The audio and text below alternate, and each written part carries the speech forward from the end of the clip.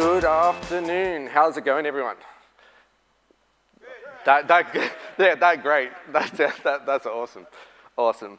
So what we're going to talk about today is a little bit about Helm, and then Helm version 3, which if you're using Helm version 2, go to 3 now. It's stable, it's released, and as you all know, there's no tiller. So talking about Helm, yeah, we'll get to the no tiller bit in a second. So who here uses Helm? So pretty much everyone in the room. For those people that didn't put their hands up, that's totally fine. Helm is a package manager, not unlike Yarm, not unlike apt, but for Helm-specific applications. And for the Windows people out there, sorry, I work at Microsoft on the Linux team, chocolatey as well. But it's a way for people to package their applications and let other people use them that are Kubernetes native. So what does a package manager actually let you do? It allows one person or a team of people to build one thing that many people can use. So back in the day before Helm, in the Kubernetes landscape, you could have shared your application by Git and a whole heap of YAML, and parameterizing it would have been quite difficult. So Helm come about. And what that actually allowed you to do was take a lot of these packages and deploy your application on top of Kubernetes, which was really, really exciting.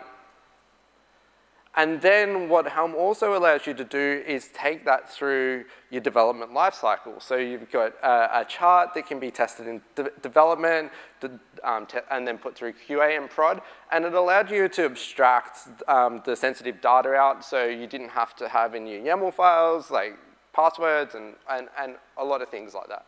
So Helm's pretty good. And of course, we support all the major operating systems, so the Helm binary can run on Mac OS, Linux, or Windows.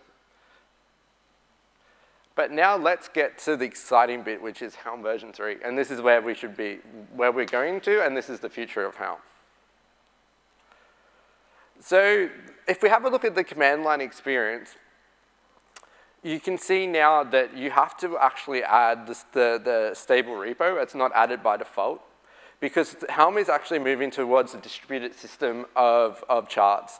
So there'll be charts, and developers can choose where charts are, and you can choose what you want to add and what you don't want to add.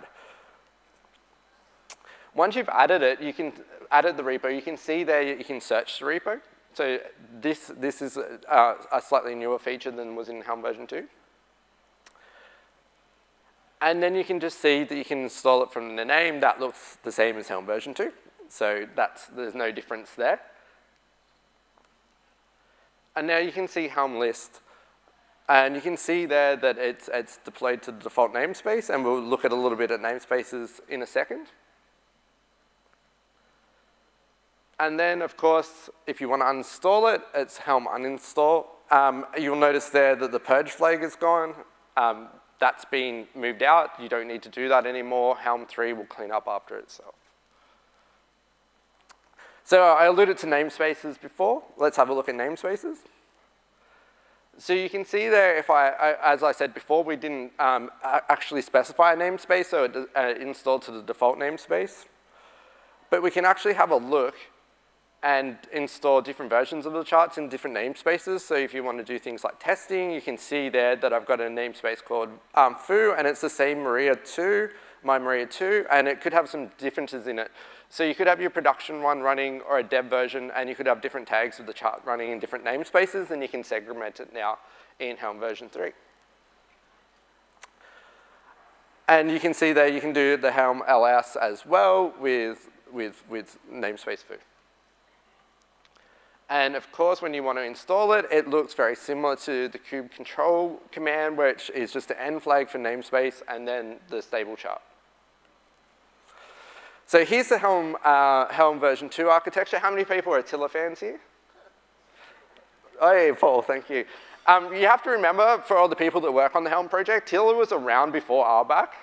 So that's where we ran into the issue of how to retrofit that into RBAC. And I think the way forward that we went with version 3 is a lot better.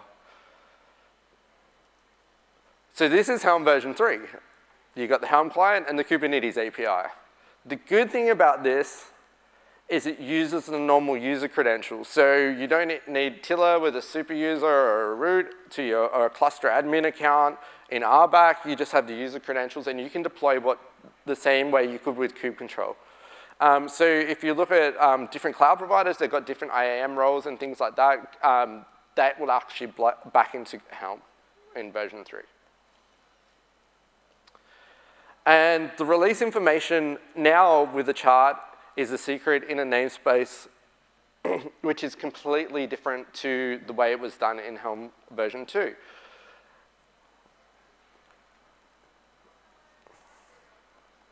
And Helm follows now the XDG spec when it comes to storing configuration, caching, and plugins, which is completely different to the way it was done in Helm version 2.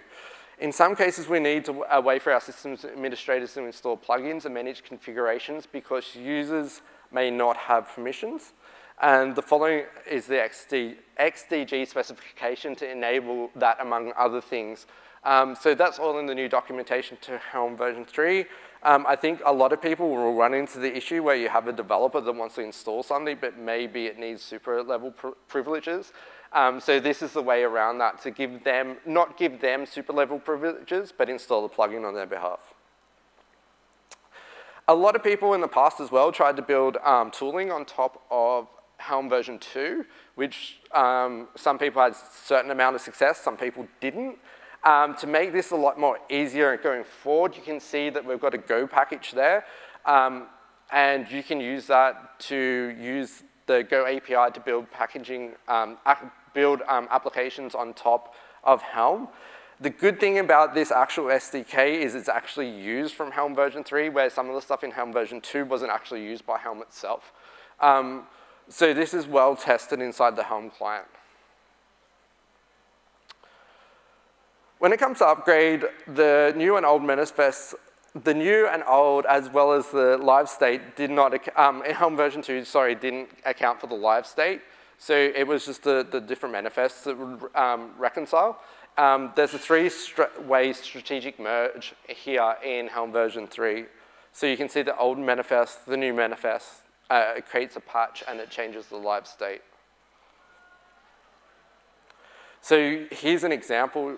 You can see that the sidecar container has been injected by the service mesh. The live state was not taken into account in Helm version 2, and it would have been lost. So that's just one example of how Helm version 3 will look at the live state.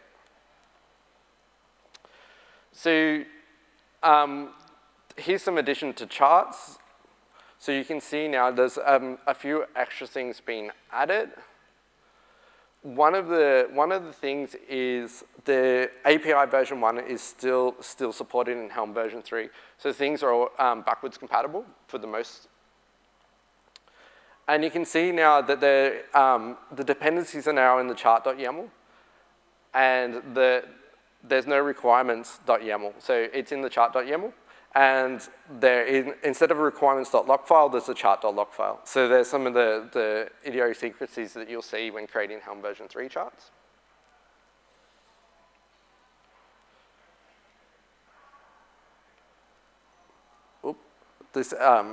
So there's also a JSON schema that can be used. So the JSON schema can be used to provide details on what's a valid set for the chart. The Helm will validate against the JSON. The schema and commands will install, upgrade, and run. And the future of the actual JSON format is that you can start to build tooling against it. The other thing now that CRDs are in the CRD directory inside a chart, so they are not templated, and Helm knows how to find them here. So this is a major difference to Helm version 2.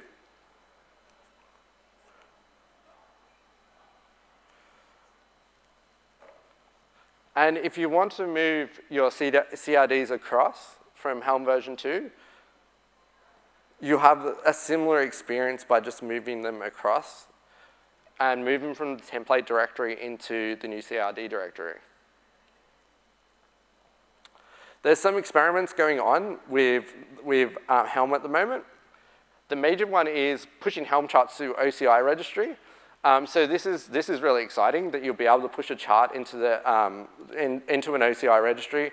So this is exciting from the point of view that you would be able to not have the stable chart repository. You could push things into Docker registry, your own Docker registry, and bits and pieces like that.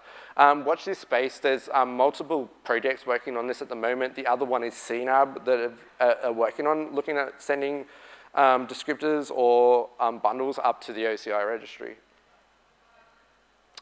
So if you want to upgrade to, I'm running out of time, but if you want to upgrade to Helm version 3, there is actually a plugin to help you do so. So you can install the plugin, you can then move the config. Of course, do a dry run. Don't do this in production and just go, hey, I've upgraded, boom, and deploy it and hope everything works. Should work in most cases, but do the dry run.